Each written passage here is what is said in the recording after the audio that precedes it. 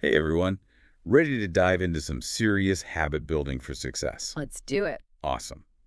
So, we got that podcast episode you sent, Daily Habits for Success. It's got some gems in there. Yeah, definitely some really interesting insights. And I figured, why not bring in an expert? Hey, So, here we are, ready to help you apply all this to your own goals. I'm excited to break it all down. Not just like generic tips, but like how do these habits actually play out for people who are, crushing it? Yeah, get into the nitty-gritty. Exactly. So the first thing this guest jumps into is waking up early. Oh, yeah, the classic early bird strategy. Right. And they name drop some pretty serious early risers. Tim Cook, Oprah, Elon Musk. The titans of industry. I mean, is that really the secret? Or is this just for people who are, like, superhumanly driven? Well, I think there's definitely a connection between being an early riser and being productive. Just think about it. When you wake up before everyone else, before the world starts going crazy, you have that quiet time. That uninterrupted time to really focus on your work. I can see that. That makes sense. But it's not about forcing yourself to be a morning person if you're naturally a night owl. You know what? I'm kind of a night owl myself. So how do we make this early wake-up thing actually happen? Especially if, like me, you're not used to it. Well, the guest had some good tips on that. They did, yeah. Consistent sleep schedule, cutting out screens before bed, and having a relaxing bedtime routine. Any thoughts on those? I mean, consistency is key. Our bodies have this natural sleep-wake cycle called the circadian rhythm. Oh, yeah, I've heard of that. And it thrives on regularity. So going to bed and waking up around the same time each day, even on weekends, can really help. Weekends too, huh? Yeah, it makes a difference. And those screens, they blast us with blue light, which messes with melatonin production. Melatonin, isn't that the sleep hormone? Exactly. So scrolling through your phone before bed could be totally sabotaging your sleep without you even realizing it. I'm definitely guilty of that. It's a common trap.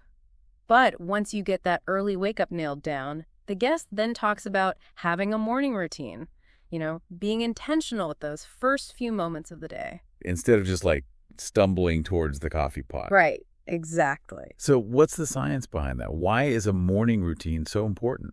Well, it's all about priming your mind for success. Having a set routine actually reduces decision fatigue. Decision fatigue. That sounds rough. It is. Making all those small choices throughout the day drains our mental energy. So by having a morning routine on autopilot, you're freeing up that mental bandwidth. Then you can use it for tackling the things that really matter, like those goals you're working towards. Makes total sense. So the guest gave some ideas for a solid morning routine. Meditation, journaling, exercise. Even just some quiet reading. Lots of options. Do those actually move the needle? Or are they just like feel-good activities? Well, there's actually solid research backing up each of these. Meditation, for example, has been shown to reduce stress and sharpen focus. Interesting. And journaling helps with self-reflection and planning. And then, of course, exercise has a whole host of benefits. Which brings us right to habit number 3, exercise. The guest was pretty strong on this one, saying it's incredibly important. I'd have to agree with them there. Right. Not just for physical health, but also for having that energy and mental clarity to, crush it in life. It's all connected. From a physiological standpoint, exercise releases endorphins, those natural mood boosters. Feel-good chemicals. Exactly. And it also lowers cortisol, which is the stress hormone that can really fog up our thinking. Cortisol, the enemy. On top of that, studies have shown exercise improves memory, focus, even creativity. Wow, I didn't realize it had that much impact. It's pretty amazing. And what's interesting is the guest wasn't even talking about becoming a marathon runner or anything. Just a 20-minute walk or some stretching can make a difference, they said. So we don't have to go all out to get those benefits. Not at all. Even small bursts of movement can have a big impact. The key is finding what you enjoy and making it part of your routine. Whether it's a quick yoga session or a 15-minute HIIT workout, There are so many options out there. you definitely don't need to train for a triathlon to reap the benefits. That's good to know. Mm-hmm. Okay, so we've talked about routines, moving our bodies. And now I'm thinking about fuel, right? Like actually fueling ourselves correctly. Makes sense. The guest had this great line, "You are what you eat." So true. I love that because it reminds us that what we put into our bodies impacts everything, like how we show up in the world. It's all connected. Our brains literally need the right nutrients to function at their best. So it's kind of like you wouldn't put low-grade fuel in a high-performance car. Exactly. Same goes for our bodies and minds. What we eat impacts our energy, our mood, even our ability to think clearly. Wow, that's powerful. So what kind of fuel did the guests recommend for optimal performance? They really emphasized whole foods, lean proteins, and staying hydrated. The basics, but so important. Exactly. It's a solid foundation for anyone. Mhm. And then, of course, cutting back on processed foods and excessive sugar. Yeah, those are the sneaky culprits. They really are. They tend to lead to energy crashes and can actually mess with our cognitive function. I'm definitely seeing a pattern here. Right. It's all about making choices that support your goals, not sabotage them. Okay, so what are some specific examples of those brain-boosting foods? And on the flip side, what should we be avoiding? Well, fatty fish like salmon, they're packed with omega-3 fatty acids. Those are crucial for brain health. Omega-3s, got it. And then berries, they're loaded with antioxidants, which help protect those brain cells. Brain-predicting berries, good to know. And don't underestimate leafy greens, spinach, kale. They're full of vitamins and minerals that support cognitive function. So a good mix of all of those. Exactly.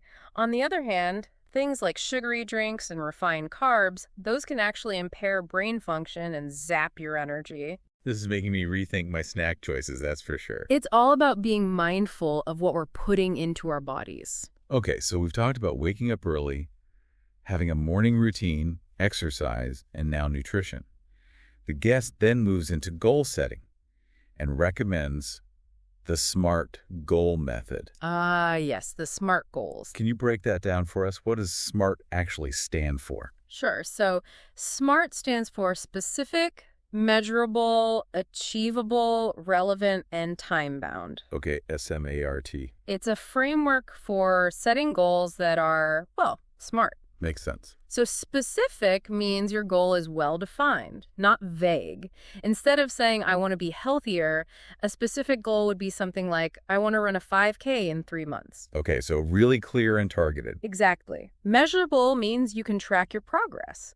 So how will you know you're getting closer to your goal? You need those milestones, right? Exactly. Achievable means it's challenging but realistic. This is where a lot of people stumble. You want to aim for something a little outside your comfort zone, but not so far off that it feels impossible. Finding that sweet spot. Yes. Then, relevant means your goal actually aligns with your values and what you want to achieve in life. So it has to matter to you personally. Absolutely. And finally, time-bound means you have a deadline, which creates that sense of urgency and accountability.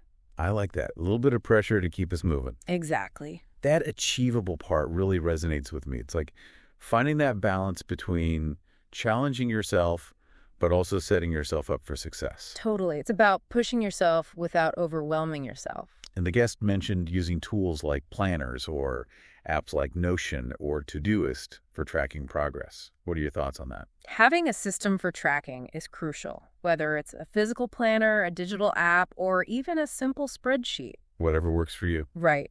Find what works for you and stick to it. The key is making it a habit to review your goals regularly and adjust your actions as needed. So it's not just about setting the goal, it's about staying engaged with it. Exactly. It's an ongoing process. All right, so we've got our goals set, a system for tracking. But staying motivated, that could be tough. Oh, yeah. It's definitely a challenge. The guest talks about prioritizing discipline over relying solely on motivation. Why is that? Well, think about it this way. Motivation can be fleeting. It comes and goes. Discipline, on the other hand, is about consistently showing up and doing the work, even when you don't feel like it. It's about those consistent actions. Exactly. It's about building those strong habits that ultimately lead to success. Habits over hype. I love that. So one of the guest's suggestions for staying motivated is to surround yourself with inspiring people. Yes. Find your tribe. And they also talk about remembering your why. Your purpose, your driving force. Can you elaborate on those a bit? Why are those so important? Well, the people we surround ourselves with have a huge impact on our mindset and behaviors. It's true. You start to pick up on their energy. Exactly. So surrounding yourself with driven, positive people can be incredibly motivating. It's like having your own personal cheer squad. Exactly. And remembering your why, that's all about connecting with the deeper purpose behind your goals. Why is this important to you? What are you hoping to achieve? That's a good question to ask yourself. It is, because when you have that strong sense of purpose, it's easier to stay committed, even when things get tough. So it's like your why becomes your fuel. I like that. It's that driving force that keeps you going. That's so powerful. And speaking of powerful, The guest recommends specific books, podcasts, or even communities. so it's like building your own little network of resources. Yeah, exactly. It can be something as simple as a book that really resonated with you. Or like a podcast that just gets you fired up. Yeah, exactly. Those can be such powerful tools to stay connected to your goals. Okay, so we've covered a lot here. Let's do a super quick recap of the 6 habits the guest highlighted. Yeah, let's do it. It really does seem like a whole toolkit for success. Absolutely. And what's even more interesting is how they all connect. Oh yeah, they definitely build on each other. Yeah, there's like a synergy there. So we've got waking up early to tap into those productive hours, then a solid morning routine to prime our minds. Set the tone for the day. Right, and then we can't forget about regular exercise. Keep our minds and bodies sharp. And of course, fuel those bodies with nutritious foods. Yeah, got to keep that brain working optimally. Then there's goal setting with the SMART method. Gives us that roadmap. And finally, surrounding ourselves with those positive influences and remembering our why. To stay motivated and on track. Yeah, it's a holistic approach to success. I love that. So out of all of this, what stands out to you as the most valuable takeaway? Like, what's the big aha moment for you? For me, it's that emphasis on discipline and consistency. Oh, yeah. These habits aren't about quick fixes. Right, it's not a magic bullet. Yeah, exactly. It's about making those small changes that add up over time. So it's really about playing the long game. Exactly. I think that's where a lot of people get tripped up. Yeah. They're looking for that one thing. That magic solution. Yeah, and the real magic is just showing up every day and doing the work. It's about the process, the journey. Embracing the journey. Okay, so we've covered a lot here. And I'm sure you're already thinking about how to put some of these habits into action. I hope so. But I have one final thought-provoking question for you. It's something the guest touched on, but I think it deserves a little more exploration.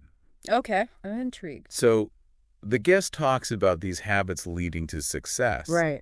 But success is such a personal concept. What does success truly mean to you?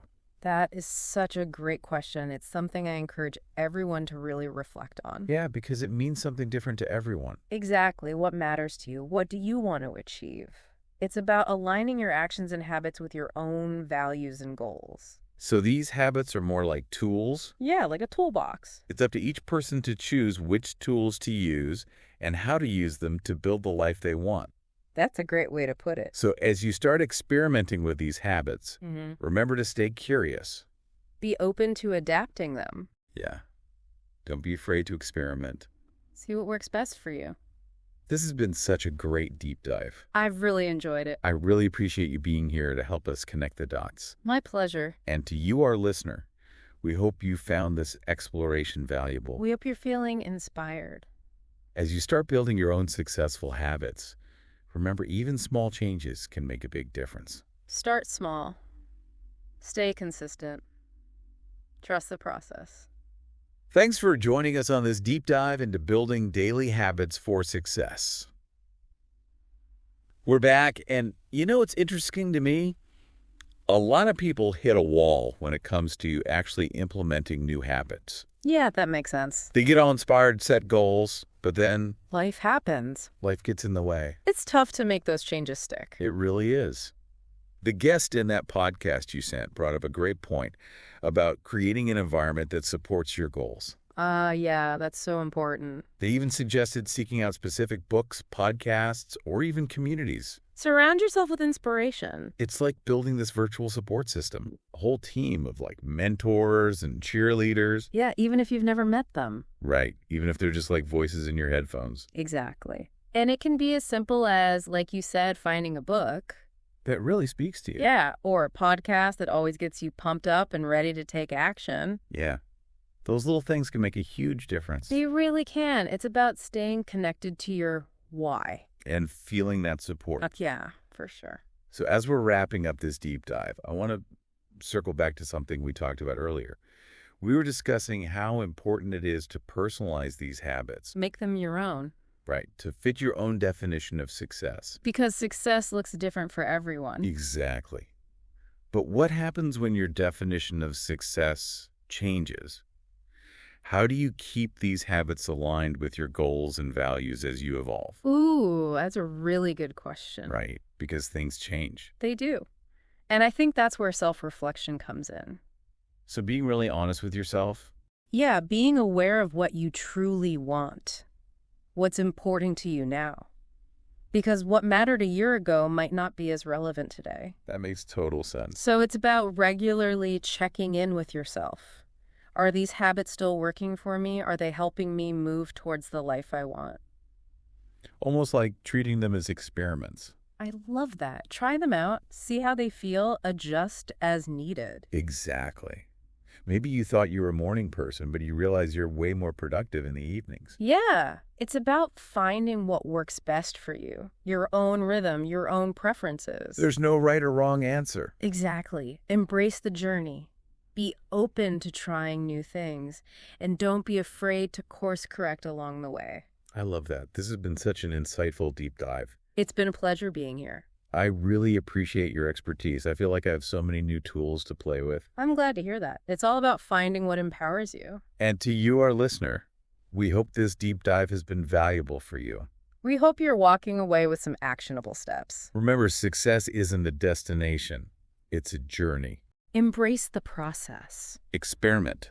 Find what works for you. You've got this. Thanks for joining us on this deep dive. We'll catch you on the next episode where we'll explore another fascinating topic to help you unlock your full potential.